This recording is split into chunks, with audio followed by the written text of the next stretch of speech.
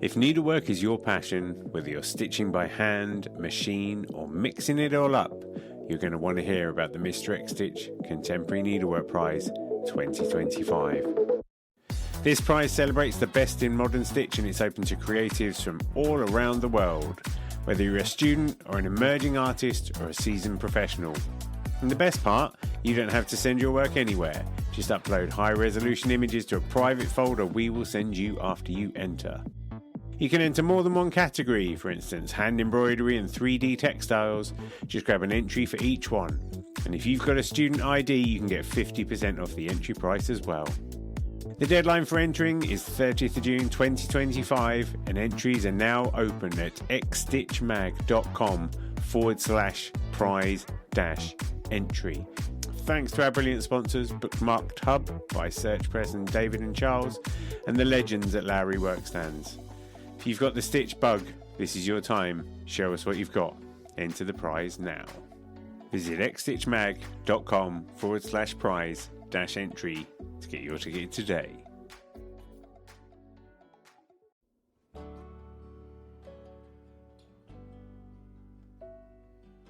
Melissa Zexter is a Brooklyn-based artist who sews directly onto her own photography, exploring the concepts of identity, memory, and technology.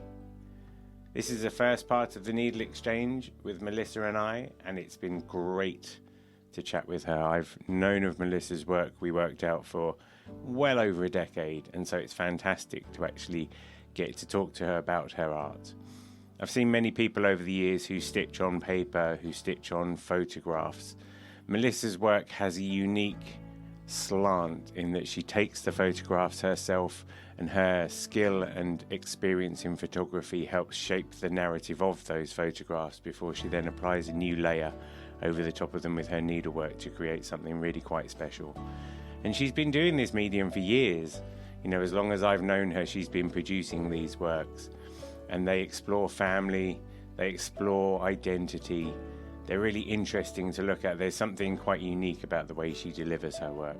So certainly, if you've not seen her work, go check out the links in the show notes and make sure that you do that.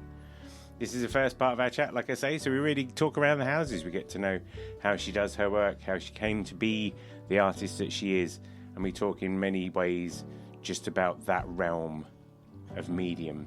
Obviously, we'll be back next week with the second part of our conversation, but I think you'll enjoy Melissa. She knows what she's talking about, and it was really lovely to have that chat with her. So, yeah, thanks for being here. Obviously, thanks for listening to Needle Exchange.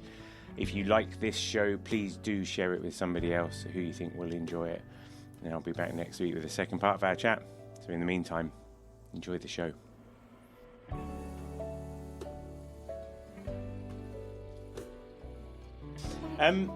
I was looking back. I decided to have a look back and see when the first time I wrote about you on the website, and it was in 2011. 2011, that's like 13 years ago.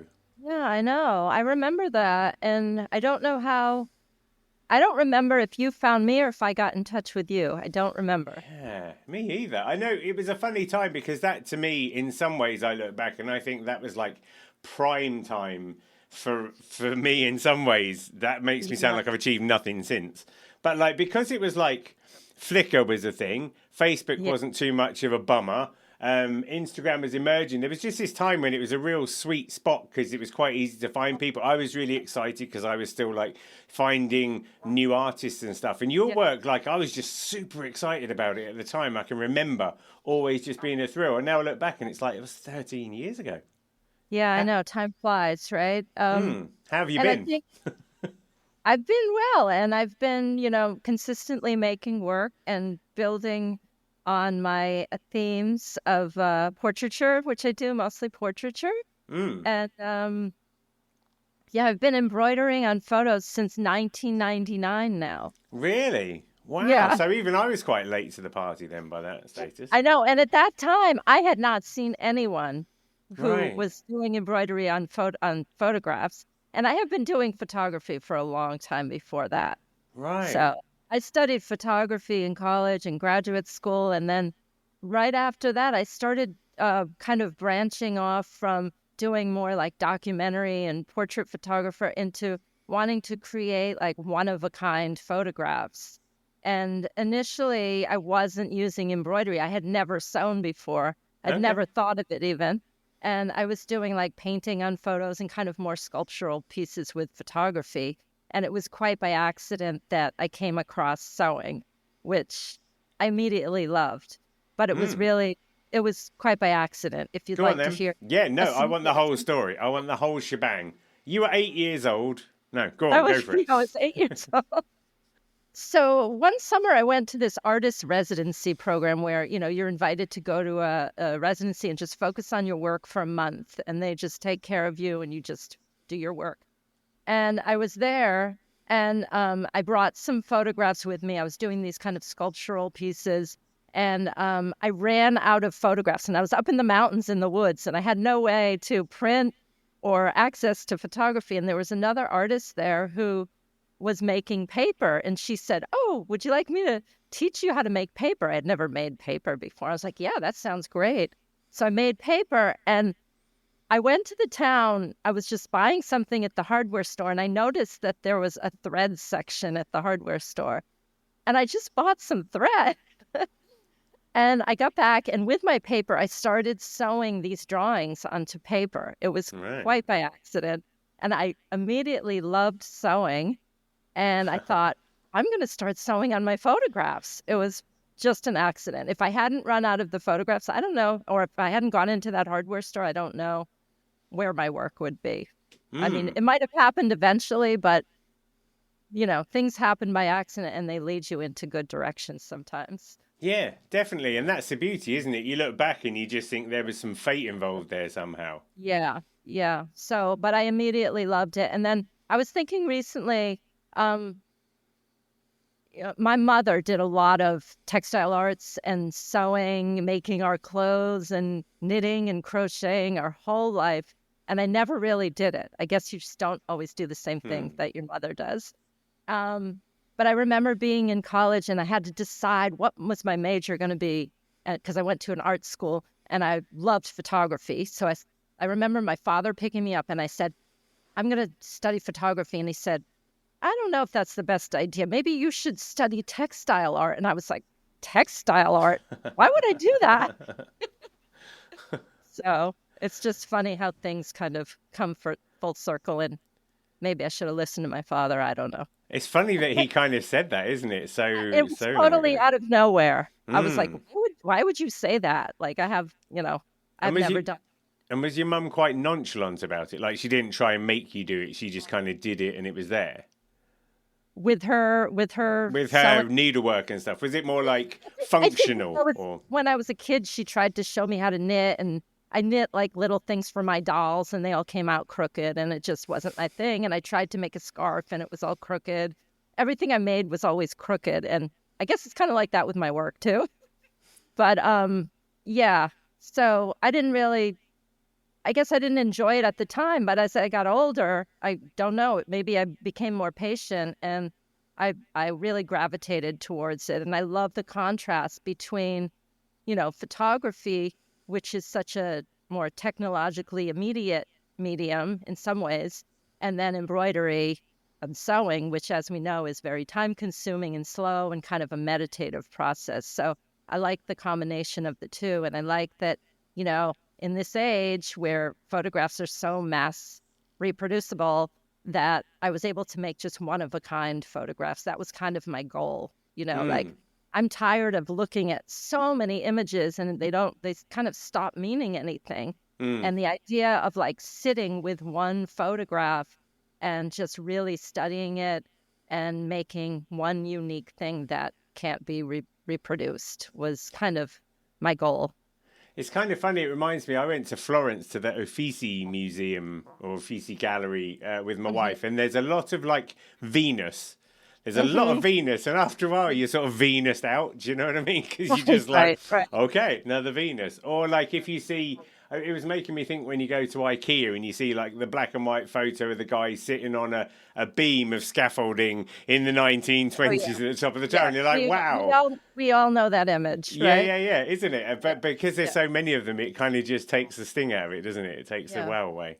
Yeah. Well, when I first moved to New York right after college, my first job literally was 1 week after I graduated from college. My first job was I became a photography printer in the darkroom. At the time, there was not really digital photography. That's how long ago it was. My first job was as a darkroom printer at the Associated Press. Wow. And they did, it's like a busy agency 24 hours a day where they're supplying images to news outlets all over the world, all over the country. And so I was having to print really fast. And, right away I was like, so much photography. And I want to do something different than this. I don't want to just make something that floats by and you look over in a newspaper once and then you throw the newspaper out, Yeah. So and it was right then that I decided I want to do something unique. And it wasn't sewing, it was more like painting on photos at first. And did you do some of that then? Like just I changed right away because initially my goal was like, oh, I want to work for newspapers. I want to do like documentary photography or photojournalism. And as soon as I got that job where I was mass printing images, I went home and I was like, I don't want to do this anymore. I want to do something that's one of a kind. So I started printing photographs. I set up a darkroom in my home. I printed really large scale photographs on canvas, and I started painting and kind of adding materials to them. So that was before I started sewing. I was trying to figure out ways to really manipulate the photograph and make it one of a kind and make it a little more sculptural too. So there's an element of like the design of the shot in the first place that then leads itself to you being able to manipulate it further.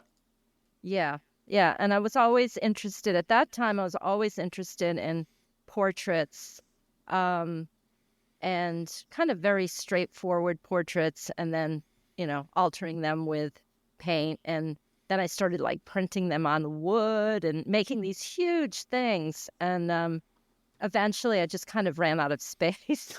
Yeah, right. Yeah. Sometimes you have to work with your space. And I was like, I'm going to make things that I can fit into a portfolio that I can actually, it became kind of more practical.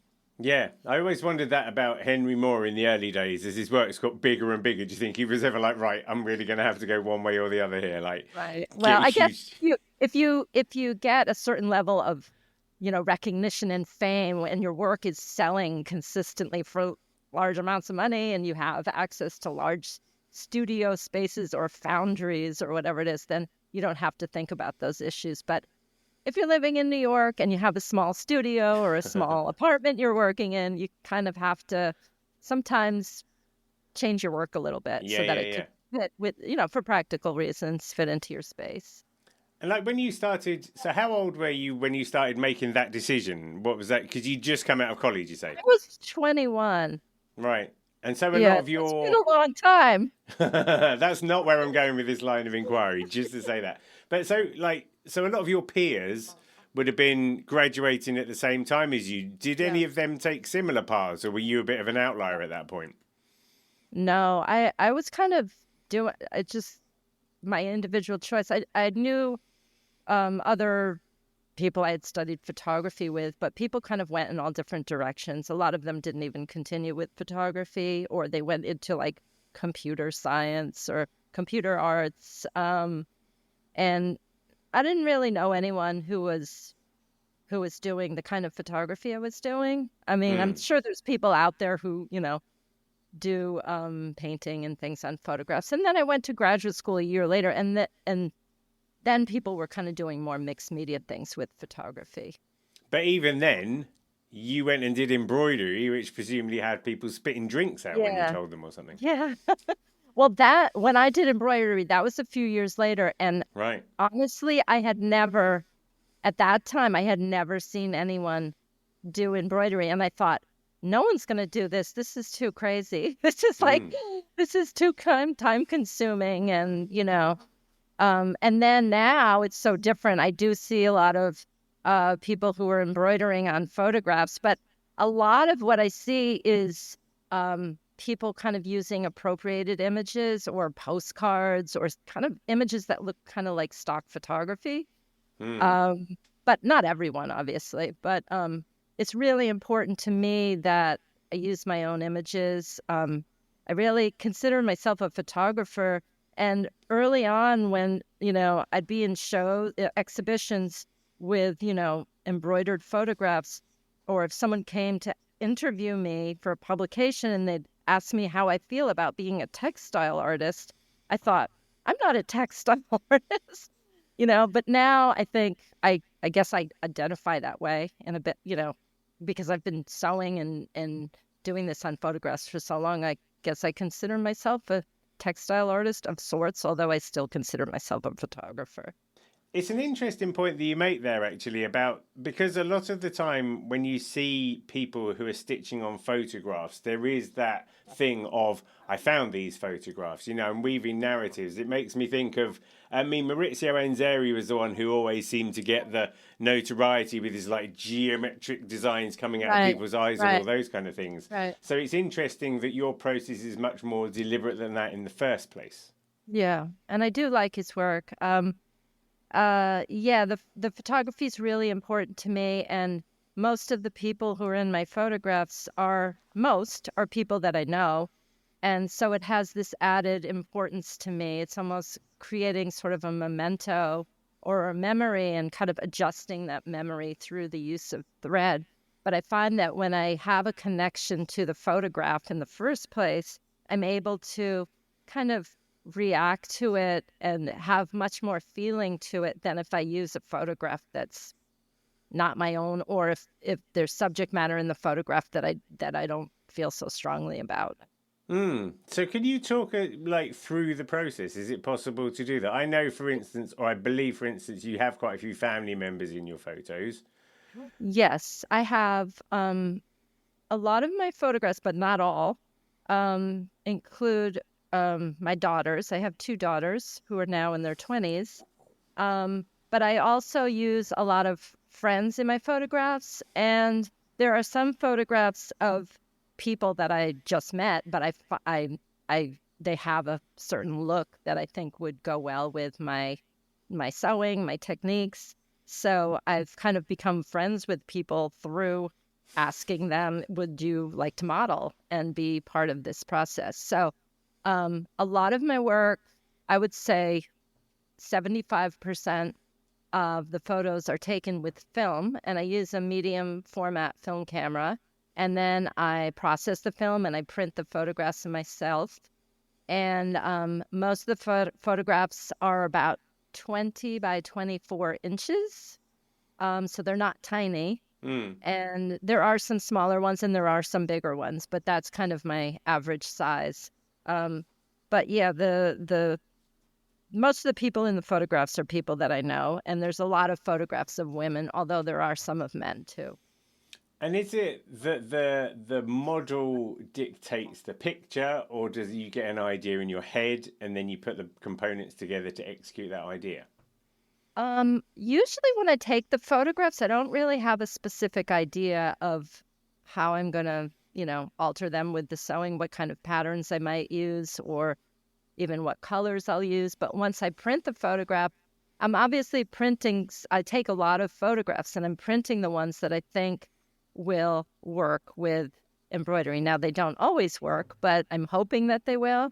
And then once I see the photograph, then I kind of come up with ideas. And some of it is very abstract sewing, and others are very planned out with patterning that I plan out. And sometimes I start sewing on the photos and it doesn't work at all. And I kind of will put it aside and come back to it. And sometimes it will just come out completely different than what I had planned. That often happens, especially now. I find myself working where I'm kind of juggling a few pieces at the same time. And sometimes I just get stuck on something and I'll put it away. I put something away for a year and then I came back to it and I disassembled the whole thing and made it into something completely different. And that seems to be happening a lot these days for me. And it didn't used to. I used to work in a different way where I'd start one piece and just work through it before I went on to the next one. So there's a bit more surrender maybe this time. You're not Yeah. like Yeah. fighting It it. doesn't I'm using different kinds of photos at the same time. So I'll be doing some portraits, but um I'm also using some photographs of like houses or landscapes. So in the past I did a series like initially my photographs were mostly nudes. Right. So there were a lot of figures, and I would print out, like 10 of these photographs from a couple of different photo sessions, and then I would work through those for, a year or something, but now I will print a couple photographs, start working on those, and then if that doesn't work, I'll go back and do another, I'm just working differently these days, and I've been doing it for like 25 years. So of course, hopefully things change in that amount of time. So when you say that you start stitching on something and it doesn't work, like what is that? What is not working at that point? A lot of it is very intuitive. And for instance, I guess it might be hard to explain because you're not seeing the piece, but recently I've been going to New Orleans because my daughter is living down there, and I've been just loving the architecture there and the trees that are very mossy. And I've been, there's kind of this gothic feeling and this darkness to a lot of the subject matter that I've been printing, and I really like that. And so I have this photograph of this house surrounded by trees, and I printed a few different versions of the same photograph, and I decided that I was going to cut up one of the photos and kind of sew it into the other. So it created even an extra layer. So it became, I don't really use the word collage, but definitely layered with photos and then sewing on top. So I had this idea, but as I worked on it, it just wasn't working. It just wasn't looking right. It was hard to sew through multiple layers of this thick paper. So I could do some small stitches, but I couldn't do the kind of intricate stitchery that I wanted to do. So I kind of just gave up on it, and I started drawing on it with pen. So I started making all these small marks on it throughout the whole photos that kind of look like they could be stitches because they're so small, but it just wasn't working. So I put it away. I came back to it a year later. I took off the pieces that had been, layered on top, and I just sewed directly into the photo. But then I had the ink on it, and I had these old layers of thread, and, it just kind of built up into something different. And in the end, it really worked out, I think. But the way it was looking, because of the layers, it was just harder. If I had, used a machine, perhaps, you could sew through that. But when, I don't often use machines because it's too uniform for me. Right. I like the irregularity that you get through hand stitching. That's So, interesting. yeah. And then I had another photograph of a young woman holding a doll. And I love the photograph. She's very photogenic. She had this big bow in her hair. And same thing. I was sewing on it. I just couldn't get it. I did some layers of like ink over it. Nothing was working. So I put it away, came back to it. And I just found this old color photograph that was of willow trees, and I started cutting it up into shapes and sewed it all over the doll. Now you can't even see the doll anymore. And it's just, it's been totally altered. So those two examples I can think of how it started out as something, and my idea just didn't work out at all. So, but I went back to it and then changed it. Because as you said a minute ago, it's interesting that you say sometimes you stitch deliberate patterns on the top of things, but it does feel like a lot of the time it's just quite free form output that you're stitching on top of the photograph in the first place.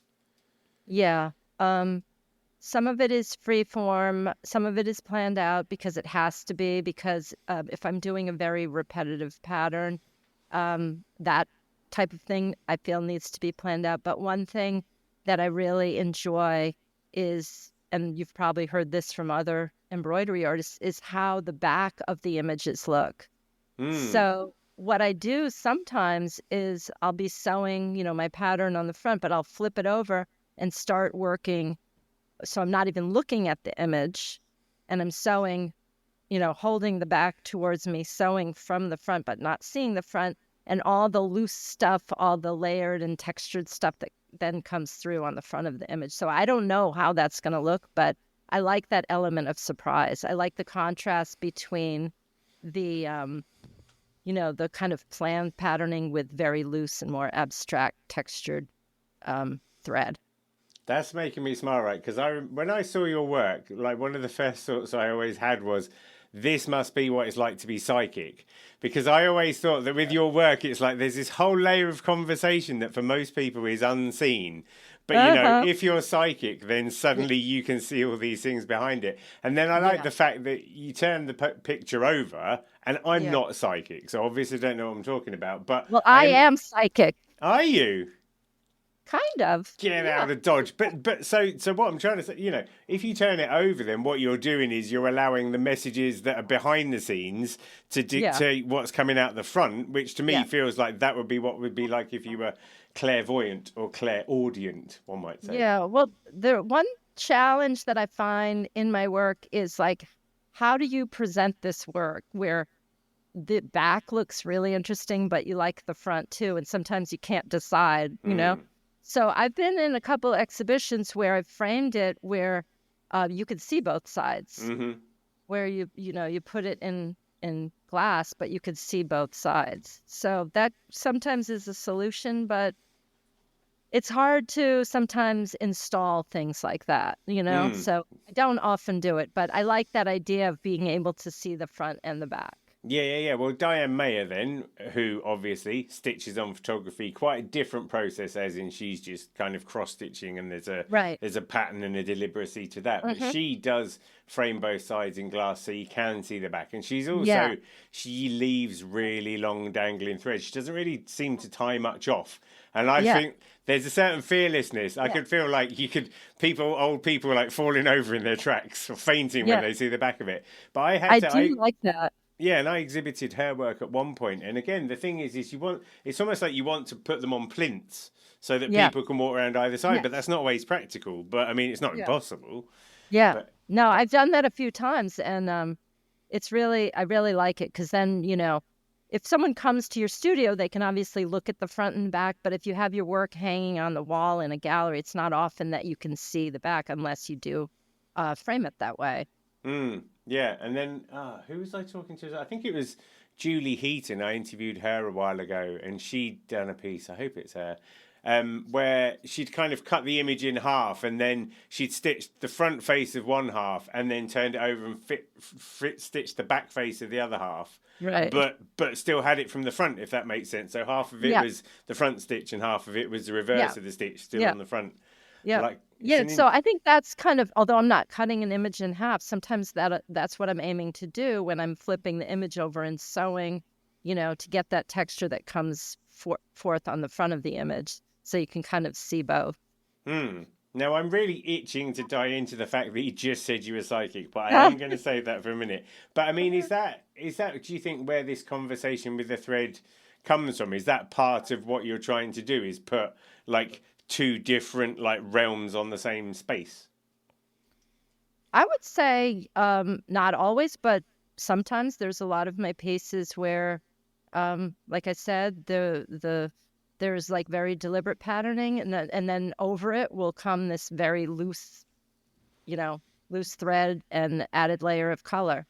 So yeah, that's intentional. Because some people, like they obfuscate things, like they'll use the stitching to hide certain elements, or with Diane's work, I think she makes certain parts disappear and presents what would be where that disappearance was, whereas yours never felt like that. Yours was always just like this almost like layer of gauze or layer of lace over the top, like some kind of net curtain effect, so you can still clearly see what's going on behind, but then there's this other thing in front as well.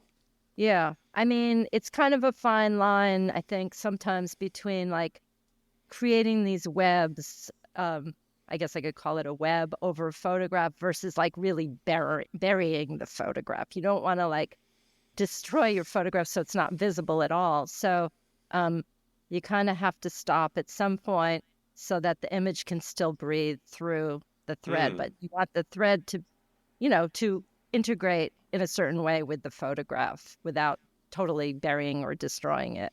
And then you don't, I believe you don't use a lot of like really rich colors, isn't it? Your threads are very light. Are they quite modest? Or am I completely off the point there? No, I think it ranges a lot. I've been using a lot of greens and blues this past year. It wasn't like I planned it, like I'm going to do everything green and blue, but in looking at my photographs, there's a lot of, there's some imagery of water in my photographs that's been going on through all the time I've been photographing. I really love the water, so maybe I'm influenced by that. But I think it's just sometimes the mood of the photograph. I've also used like a lot of reds and oranges, but I feel like lately it's my blue period. Yeah, and is that like an unconscious thing, I suppose, or do you just? Yeah, again, I think a lot of it is just instinctual, the way that I'm working. And I've also been one thing that I've been doing lately is it's kind of a side project.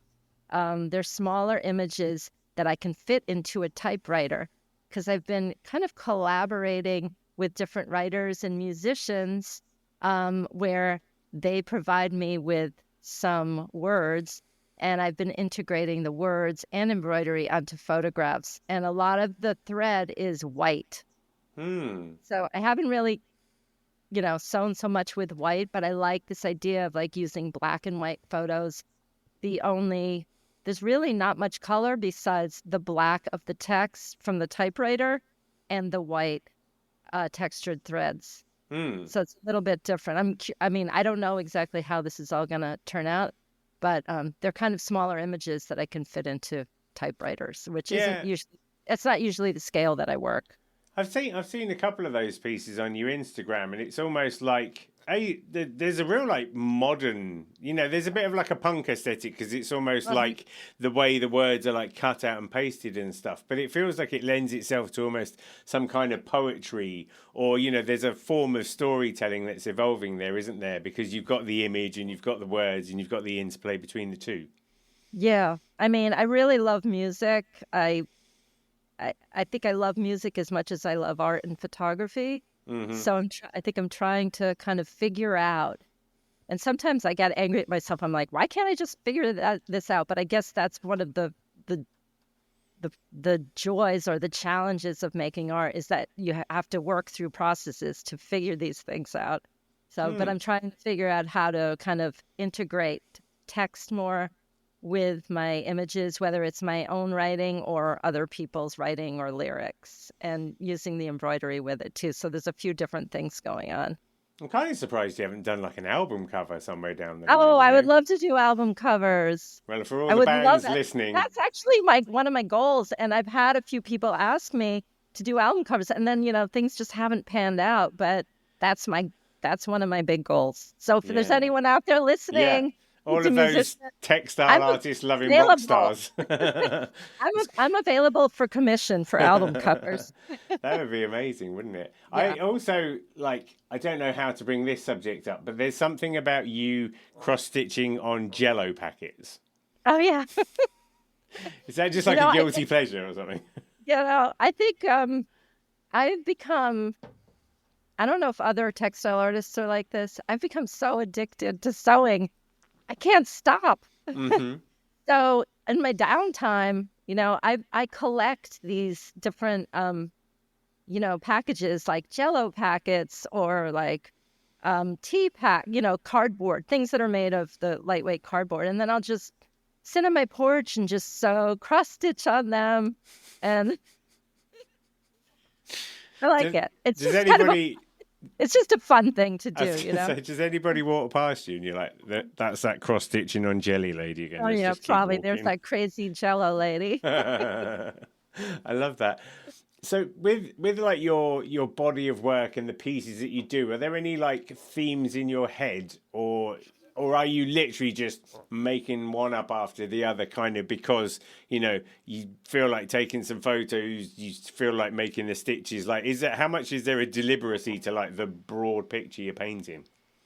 Um, I, this might be repetitive to what I already said, but I'm really interested in the history of photography, and I'm really interested in portraiture and how people pose for cameras, how you capture people through portraiture. I'm trying to kind of get into the head of these people that I photograph, and how do I translate like what my feelings are towards people, or how I want to kind of memorialize them, or make a memory of them with the photographs. And when I was a kid growing up, this kind of goes back. This is pre-digital photography, so there was one camera in our house, and it was my mother's camera. And ever since I was so little, I loved photography. I made our family albums. My mother didn't do it. She took a few photos, but I would put all the albums together. It was always really important to me to kind of capture these memories of our family. And then, I was lucky that my parents bought me this camera when I was 8 years old. So I would just take then I became the family photographer. My mother didn't do it. I'd photograph, people in my neighborhood and my brothers and my parents. And I swear my photographs now look just like the photographs I took when I was 8 years old. In terms of the formal quality of them, like kind of straightforward portraits. And so I think part of my photography is not just like capturing a moment, but they kind of serve as images of a specific time period, of a specific person, that serves as like a memory of that person. Kind of, when people would put little images in lockets to hold them close to them. That's kind of how I feel about my photographs. They're very personal and have great importance to me. And, I love that idea of like something in a locket, or a piece of hair in a locket, to really be close to the people that you love. Because you said earlier, a lot of people mistake your photographs for being found ones or vintage ones, but you're just deliberately designing them to look nostalgic. No, I don't think they look nostalgic. I think people might think that because they're black. A lot of my photographs are. Yeah. And it's not like I'm dressing people in old clothes. But I do like lacy things. But I don't dress them like, people from the 1800s or anything. But I think a lot of people, maybe in this day and age, aren't as used to seeing black and white photographs as they are with color photographs. So maybe that's why they think, oh, these must be, vintage photographs. Or photos. I've seen other artists who collect, vintage, like snapshots or vintage photographs from, flea markets or junk shops, and embroider on those. But that's not really what I do. Yeah, it's reminding me. So I had this little gap not that long ago when I didn't have a dog. We had a dog for like 9 years. Then he died, and 4 months later we got a puppy. So I had this little gap, and in that gap I found some creativity. It was quite interesting. But and what I was doing is, I've got a Game Boy camera emulator on my phone. It's like a Game Boy emulator, but basically you can take photographs, and it's as though you've taken them with a Game Boy camera. So it's like super basic. But there was something in that intrigued me about that format of basic photography. And then it reminded me of just that thing of like, when you've got a camera and you've got 32 pictures on the film or whatever it was, it puts an importance on you taking the photos, because you can't be like wasteful about it. But also there's just something then about the things that people chose to take photos of. And the first picture I took when I was experimenting was of some knives and spoons in the bottom of a sink. But in my head, I was like, there's something about that. There's something about like just photographs of the normal that quite interests me. So every now and again, if we go to somewhere, like I went to London not that long ago, and one of the things, like I've still got it on my phone. So I took some like Game Boy photos, but of like some rubbish in a doorway. And I was Uh-huh. like, there's something in that. And I don't know what it is, but I think that because it's been put into like this really retro medium as well, it's Right. almost like a sort of time travel device or something. Does that Right. make any Right. sense? Yeah. Yeah. It's funny that you say that about having 32 pictures on a roll of film or Hmm. whatever, because I also teach photography to younger people. Hmm. And if I give them an assignment with a digital camera, if I say, let's walk around New York for an hour with a digital camera, they will come back with about 400 photos. Right. Right? If they give them a film camera with a Hmm. roll of 36 pictures on it, they cannot finish the roll Yeah. in that same amount of time.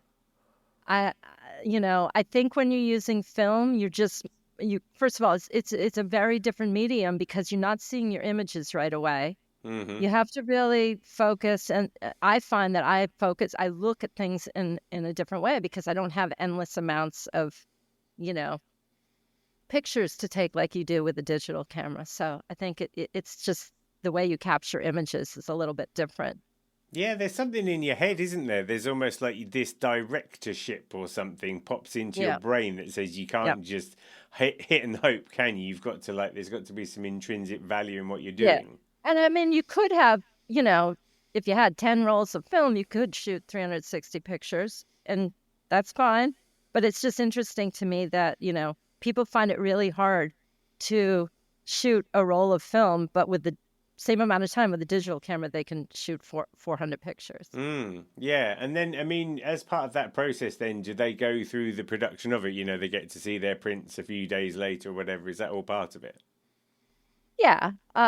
They still have if you had the same assignment, they would still have to edit and, select certain photos, but they just wouldn't have as much content to choose from. Yeah. Right. My 7-year-old, she's about to do a photography like after school club for a half Uh-huh. term at school, and I'm very interested to see what happens because I'm hoping that like even if they teach like the rule of thirds, or Right. I don't know what the Right. photography basics are.